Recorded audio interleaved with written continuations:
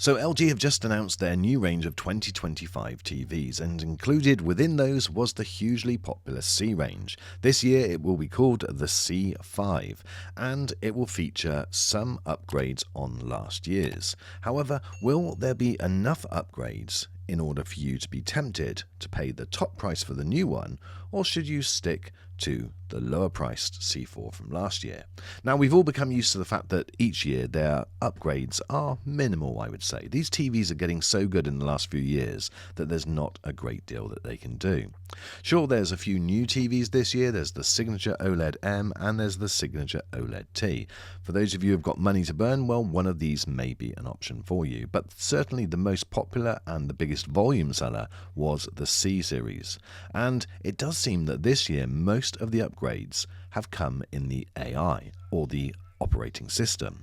One big upgrade though, but it's going to be a big disappointment if you're in the UK, is the remote control. For a couple of years now I've been saying that this remote control needed upgrading, and it has been.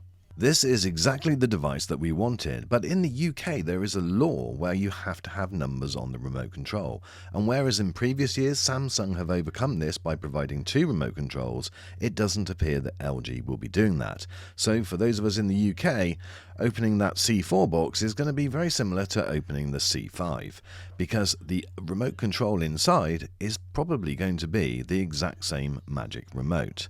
Now that may change, and I'll certainly let you know if I hear anything different, but at the time of making this video, the old remote control is going to be the one that's included.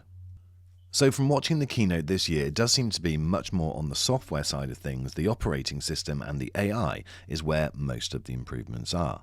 Now this will have the new processor. It's not the A11 Gen 2, it will be the A9 Generation 8, but it still will be an upgrade, so it should work better and the AI functions should work great too. One feature I really liked the look of was Voice ID. This is where it will listen to the voice automatically and automatically change the profile dependent on that voice. So if there's multiple members of your family that have got different profile set, as soon as they pick up the remote control and say, what shall I watch, it will automatically switch to those, or I guess that's how it's going to work. And there's going to be a far more advanced chatbot this year. And this is designed to give you a much more beneficial ecosystem for searching and finding appropriate content, and it will even suggest content for you also. It's also part of the WebOS Renew program, so therefore it will upgrade automatically for the next 5 years. But there's always this delay between the announcement of the TV and the first review models arriving, where we don't know as much about the actual panel and how it performs. How much brighter will it be?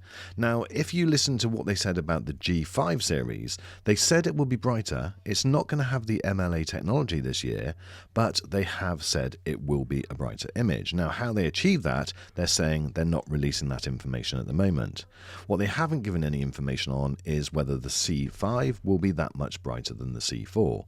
Now, don't get me wrong, the C4 I think is a brilliant TV, and if you're in any doubts at all, go back and watch my unboxing and my review after 6 months, because that will answer all the questions that you have.